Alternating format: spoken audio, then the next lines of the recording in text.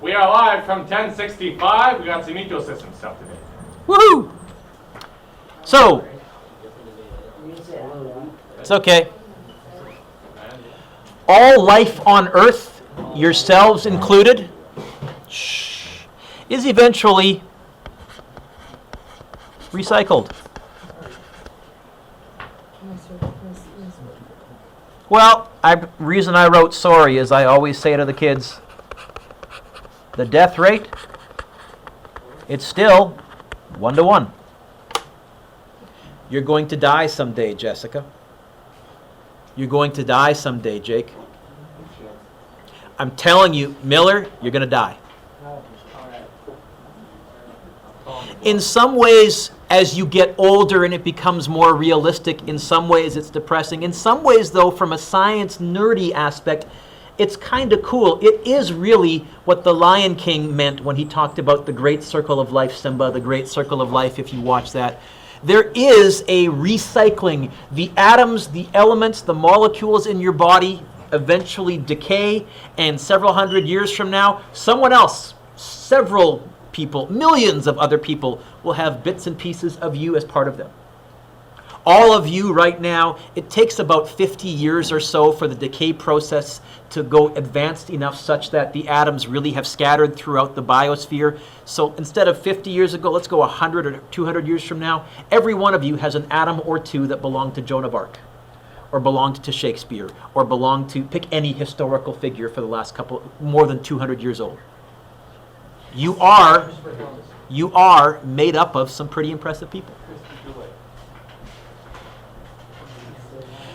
And here's the second thing. Sarah's going to shut the door behind her because she has good manners. Think about what it would be like if the leaves that fall every year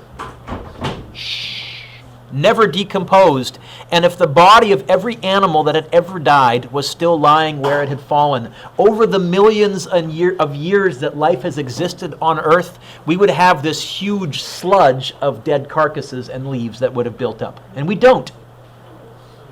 So this chapter is about how energy moves into, through, and out of ecosystems. And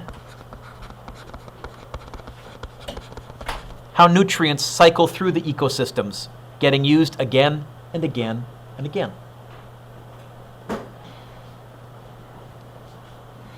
Word number 1, this is a good vocabulary word for your test on chapter 2. Hint, hint, biomass. That's the name that we give to the total mass of living plants, animals, fungi, bacteria, anything that's living in a given area. We call that the biomass. The amount of biomass is usually given as an estimate because there's no way that we can count the number of bacteria, for example. We do fairly rough but reasonably accurate estimates. And we usually say it in grams or kilograms per square meter. Grams per meter squared, square meter, or kilograms per square meter. In terms of the Earth, what do you think has greater biomass, plants or animals? What do you think there's more of?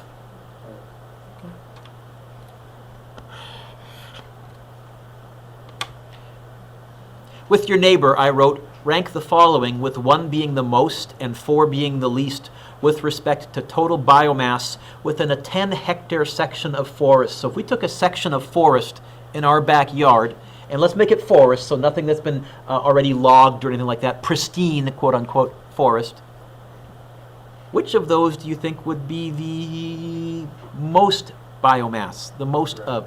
Pardon me? Okay. What about next? Birds or caterpillars? Now, if instead of caterpillars I had said insects, but by the way, the biggest life form on Earth, if we remove bacteria, is insects. There are more bugs than any other biomass on the planet aside from plants. You know what? I'm not too sure. I suspect it's birds and then caterpillars. It could be caterpillars and then birds. I do know that grizzly bears, despite the fact that they have a huge mass, there's probably only 1 of them, so not going to add up. So we're looking at energy flow. This is the circle of life, the circle of energy. Our main source, the one source of energy from the Earth, our external source is what? Where does all energy come from? So here is the sun as our external source. It gives us light, Hayden, for photosynthesis for plants and heat. And then, so these plants, they do give off some energy. Some of the energy is wasted as heat, which we as life forms can't absorb. But there are animals that eat the plants. Consumers, we call them. Herbivores eat plants. Carnivores eat herbivores. And all of them then absorb the energy from the creature or the plant that they have eaten. But it's not a perfect one-to-one transfer. You're always losing some energy to heat. The fact that all of you give off body heat, for example, that means that much of the energy that you're eating for fat, most of the energy that you eat for your food does not go into making your muscles and bone structure get bigger. The vast majority of it goes into running your bodily chemical processes. How do I know? Because you're all hot. You're all warm. Then they decompose. Some of that goes into heat as well. And then we go back into chemicals. The trees take the chemicals up. The sun helps them process it back into larger mass. There's the circle of life. So the transfer of energy through the ecosystem is called energy flow. Organisms, life forms, obtain energy when they eat plants or animals. And then they contribute energy back to the ecosystem when they are either eaten or when they decay. So you either die, you give your energy back to the system, or you're eaten. Not that big a problem for humans, at least now. So I have a short little animation. Oh, I wrote down here reading check page 59. If you want to glance at page 59, somewhere nearby where you are, we'll answer these questions really, really quickly. We won't do them as homework. We're going to do them orally. So the questions. What's biomass? What do we call it? There was a definition on the earlier page. Oh, I have chocolates. What's biomass? Who can give me a good definition? Darian is clever enough to actually look at the notes that we just wrote. Yes? The total mass of living plants and animals, fungi, and bacteria in a given area. Okay. If it's living, animal, vegetable, but not mineral, it's part of the biomass. Incoming. Oh, that didn't fly well at all. Not very aerodynamic. Oh, we can't answer the rest of the questions yet. We got to come back to them. We divide, back to our notes, we divide the ecosystem energy flow into two categories. We call them producers and, you can take a guess, consumers. Producers and consumers.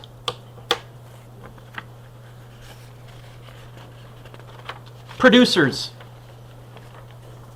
With very few exceptions. There are exceptions. There are what are called extremophiles. These are these bizarre bacteria that make their own food, like at the bottom of the thermal vents in the ocean. So there are some life forms that this is not true for, but they're one-celled, microbial, not intelligent life. With those exceptions,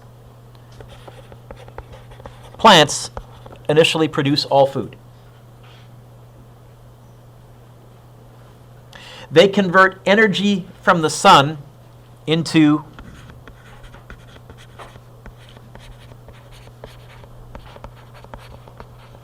carbohydrates. What does the carbo stand for from the periodic table? Carbon. Carbon is a unique element. It's not a coincidence that all life is carbon-based, because carbon forms different molecules so readily. In fact, if you add up all of the molecules that carbon has formed, it is more than all of the rest of the periodic table molecules combined. So carbohydrates, what does the hydra stand for? Yeah, carbon, hydrogen, and oxygen often. Those are the elements of life. That's what our bodies need to generate or to consume energy, so plants create via photosynthesis. We're still trying to reproduce that. We'd like to. And the amount of energy captured by producers determines the amount of life an ecosystem can support. The reason deserts don't have much animal life is not because animals have a tough time surviving there. That's a secondary concept. The reason is there's not many plants there, and since all energy comes from those plants, you can only have a few top predators in a desert because there's not that much energy to go around. The reason that the grasslands of Africa have so much life on them is because, what did I call them? The grassland. There's lots of plants there bringing energy into the ecosystem. So we have producers, plants.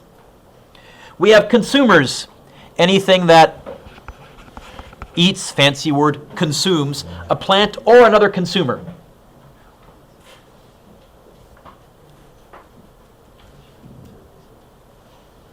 So we're going to introduce to you the concept of a food chain. A food chain shows the flow of energy in an ecosystem.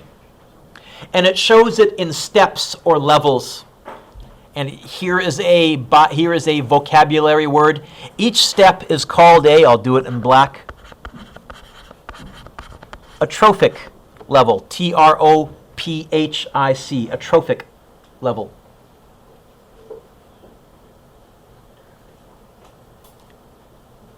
And they show the feeding and the niche relationships among organisms. They're simple. They never give the full picture, though, because really in a good ecosystem, there's thousands of different feeding food chains. But we usually just follow one to get the idea, or we'll follow two to get the idea. But if you're going to say, Jessica, well, what about, I'm going to say, yeah, those animals could be on here too. We just didn't bother. Life is complex. So you need to know, if you want to, you might want to put a star here. This is going to be some good terminology, some vocabulary. We have to, first of all, Laura, start out with producers. In fact, we call them primary producers. This is the first trophic level of a food chain. It includes plants on land, phytoplankton in the ocean, and algae, especially in some of those extremophiles, weird microbial environments that we're just recently in the last 10 years have discovered. Which is one of the reasons we're more optimistic that there might be life elsewhere in our solar system, because life on Earth survives in some of the most bizarre places. Not intelligent life, but start with life, go from there. Okay? And then we have primary consumers. That would be the second trophic level. So the first trophic level is going to be primary producers, because, Oscar, the energy's got to come from somewhere. Then you have the first group of consumers. And they obtain their energy by eating or consuming the primary producers. As an example, what eats plants? Oh, you know what? How about grasshoppers? They would be an example of a primary consumer. The grass would be the primary producer, and then the grasshoppers eat the grass, hence the name. Oh, you want another example? In the ocean, krill, which you may recall from your Finding Nemo movies. Krill, very, very small organisms, they eat the phytoplankton, and then they in turn get eaten. Take a guess, what word would come after primary? Secondary consumers. They obtain their energy by consuming primary consumers. So you have primary producers, level 1. Then you have the first consumers. We're going to call those primary. So you have primary, and then secondary consumers. What eats grasshoppers?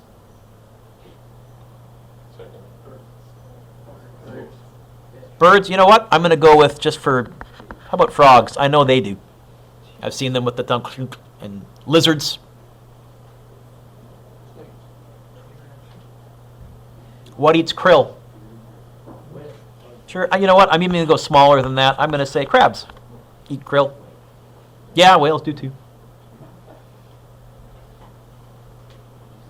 Does anybody know what comes after secondary? I'm getting a signal that Okay, you'll have to make sure you get the notes, kiddo. Tertiary. So tertiary, and these are the words you're going to need to know. They'll use them on the provincial, I'll use them on the test. So it's primary, secondary, tertiary. You can think tertiary and 3 both begin with a T, which kind of helps. What eats frogs? French. Birds. Let's go this is why I didn't want to include birds right away. Humans do, yes, that's true in restaurants, but we're working our way slowly up the food chain. What eats crabs? I went local here and I said, in fact, I saw one in Vancouver the other day when I was walking the seawall. Seals eat crabs.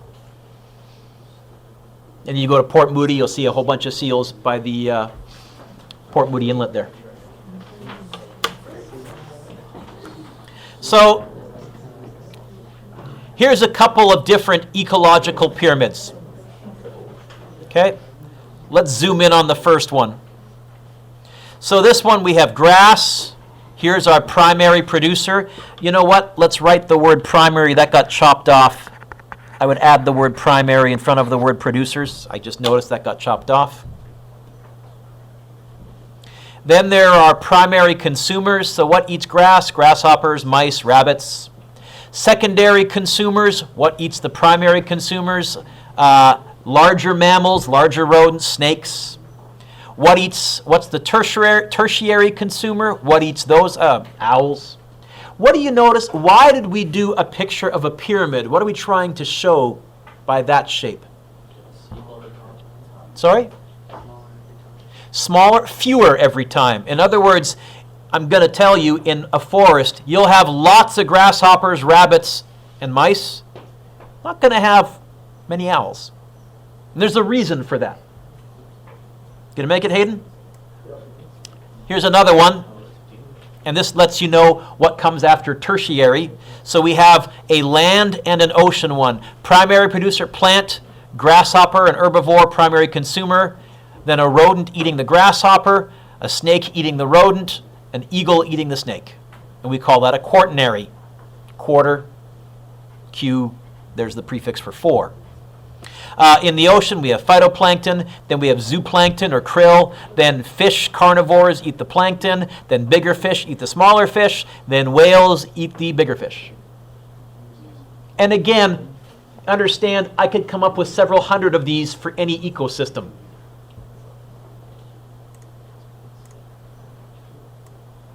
Nerd moment, what comes after primary, secondary, and tertiary? So it continues with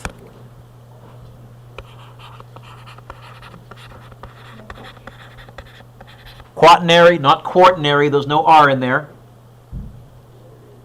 No? Well, at the end of the R. Good point. Quinary. That's 5. Centenary. That's 6.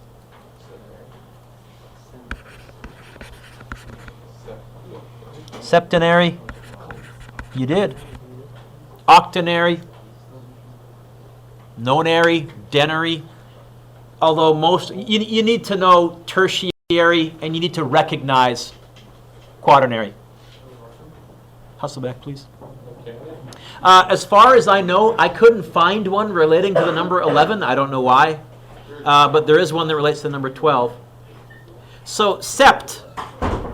What number does that mean? 7. That would mean September is the 7th month, right? Right? What? Oct. What prefix does oct mean? 8. Oh, that would mean October is the 8th month, right? Oh. No. What does that mean? 9. Oh, that would mean November is the 9th month. Right? What's the problem? Huh? But why do we call it October then? And clearly, you can clearly see Sept, that's 7. Oct, that's 8. No, that's 9. Oh, and Dec, December, that's 10. I mean, that is 7, 8, 9, 10. That can't be a coincidence. What the heck is wrong with our calendar? June is the 6th month, so July is the 7th. Pardon me? August is the June isn't the problem. July and August are the problem. July named after Julius Caesar, August named after Caesar Augustus. They wanted their months to be, they were Roman emperors. Caesar Augustus was the, I think, nephew of Julius Caesar. And at that time, those 2 months were at the end of the year. They said, nah, we're moving them sooner because we can. And they did. They also, by the way, at that time, July, Julius did have 31 days, but Augustus, only had 30 days. And Caesar Augustus didn't want to be less than Julius Caesar, so he stole a day. Do you know which month he stole a day from? Think about it. February. Now you know. Our calendar is weird. A little bit of social. Nothing to do with science, but have you never noticed, because you guys are doing it French, and Sept is 7, Oct, that means 8, Dec, that means 9, I've learned that. Why aren't they the 8th, 9th, and 10th, and 11th, and 12th months? They should be. Oh, you guys need to be more curious. I'm impressed. So, here is another example of a food chain. The sun and water, we have our primary producers, primary consumers, secondary, tertiary. Then they die, and all of these die along the way because not everything gets eaten. The decomposer comes along like fungus and bacteria, turning it back into nutrients. The grass eats the nutrients, and this, Simba, is the great circle of life. I need to find that little MP3 right there and play that right now. You need to hear Mufasa saying, it's the great circle of life, Simba. Turn the page, if you haven't already.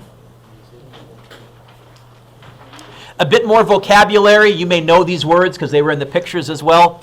What do we call consumers that eat only plants? Herbivores. By the way, the H is silent or not. You can call it an herbivore or a herbivore. Either is acceptable. Nicole's a herb. What do we call consumers that eat only meat? What do we call consumers that eat only meat? Carnivores.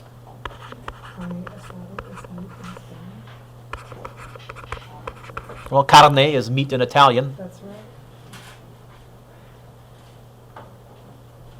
What do we call consumers that eat both? Omnivores.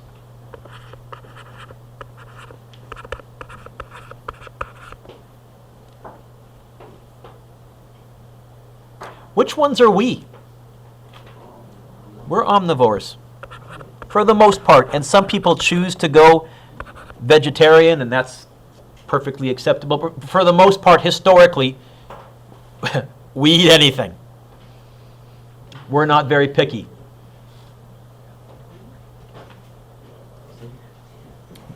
Now, this is the one you may not know. What do we call consumers that obtain their energy and nutrients by eating the bodies of, that says deal animals, should be dead animals, dead plant matter, and animal wastes? What do we call the underappreciated cleanup crew for the planet? Okay? There's a word called detritus, and the word detritus means all the waste and dead rotting fungus and things that are rotting in the field. These are called detrivores.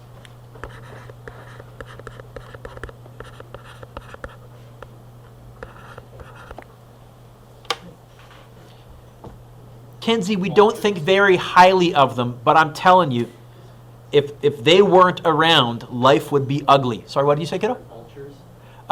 Vultures? Yeah. Are they scavengers? Yep.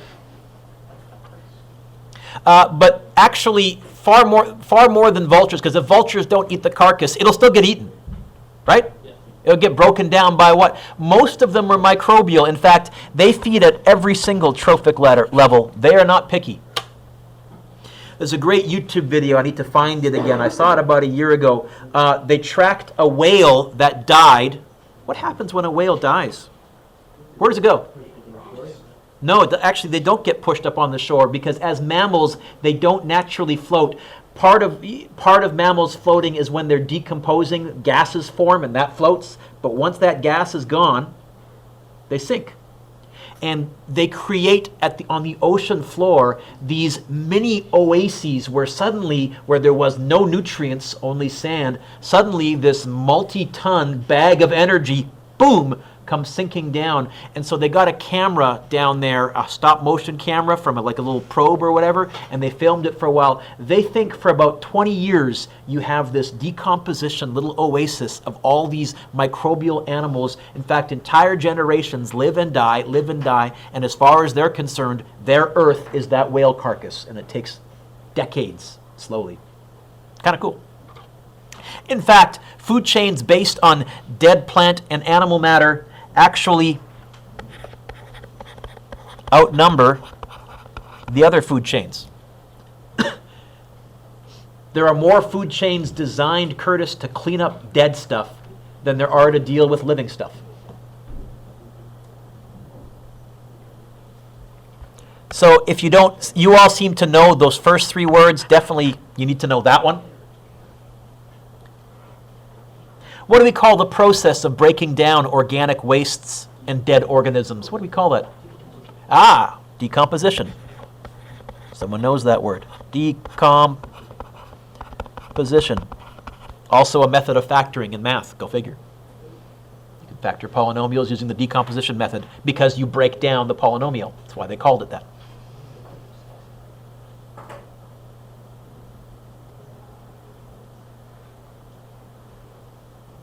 And the process of decomposition has a name. So when we have living organisms like earthworms and beetles, and they're eating dead animals and maggots and all those things that on one hand are disgusting, but on the other hand are, holy smokes, totally crucial. Em, you with me?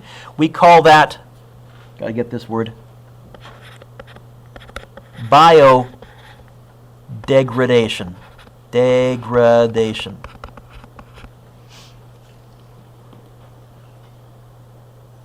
Who knows what a body farm is? Have you heard of body farms?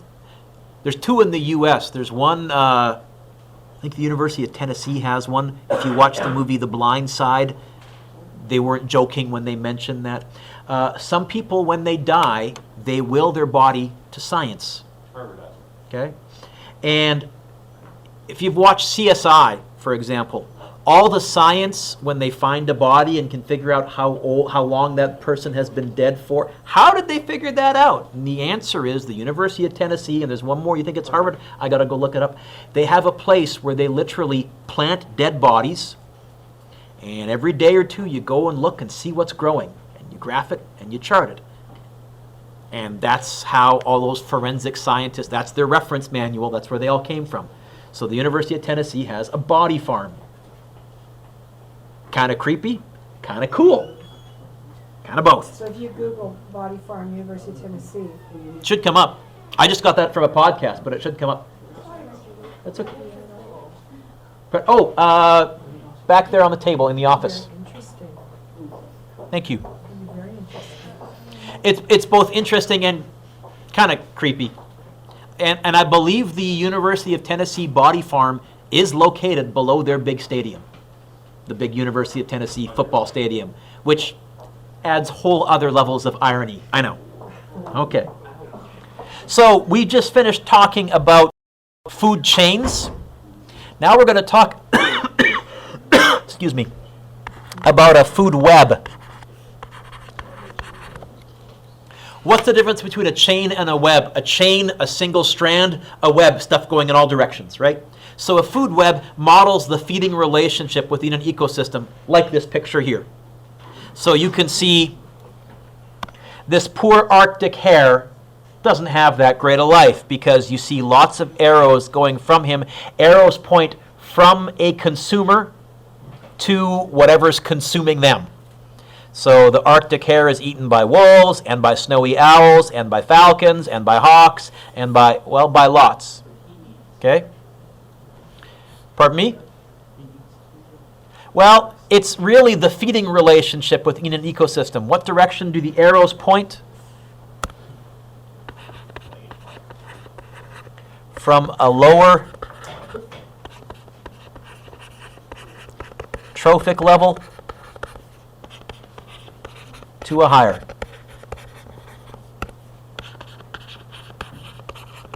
Trophic level. I use the sciencey words. Yeah, from what's being eaten to what's going to eat them, but there's the sciencey words, from points up a trophic level.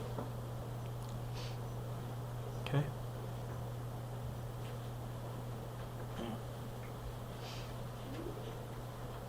And from this, you can figure out who the top predator is. Find out what's the only thing that doesn't have any arrows coming from it, or has few arrows coming from it.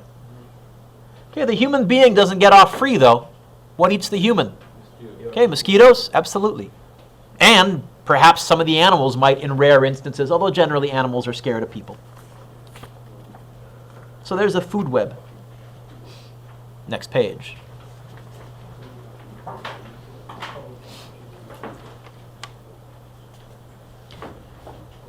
Think about how much food you've eaten in your lifetime. How many burgers? How many French fries?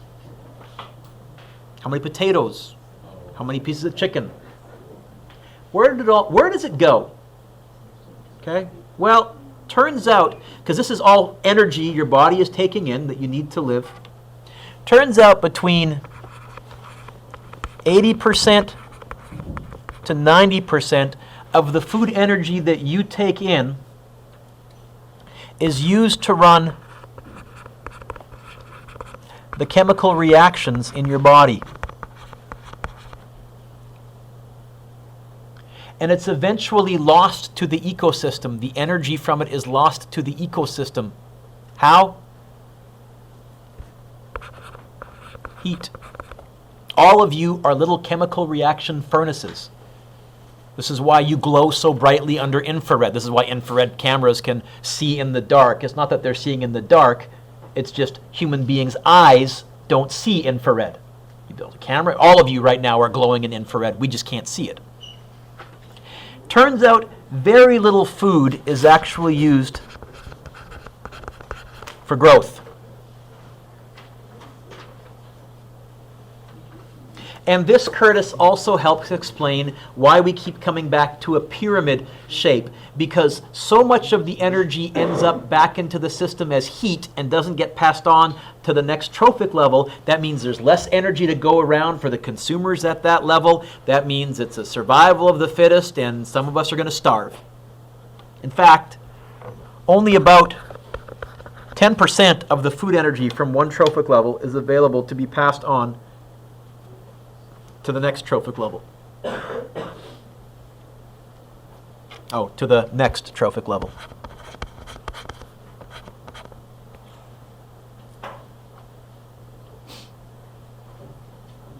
So this leads us to the concept of a food pyramid.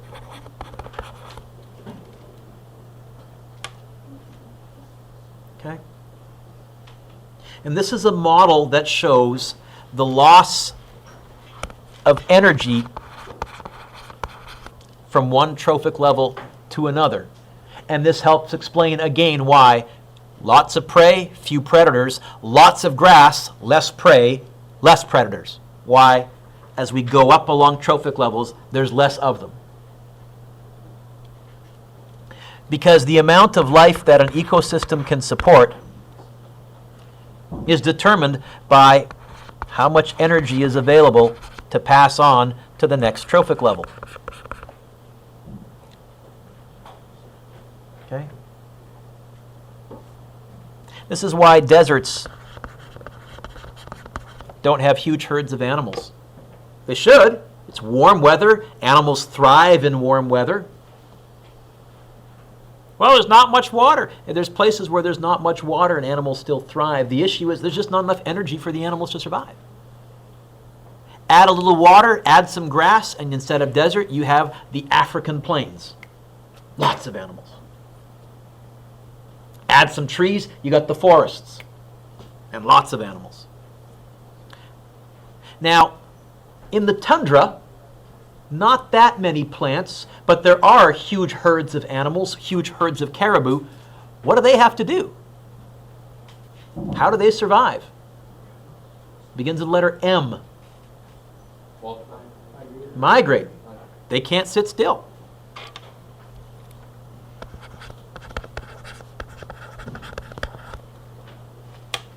Again, that's why. Well, we've used up the energy at this thing. Well, we better move on.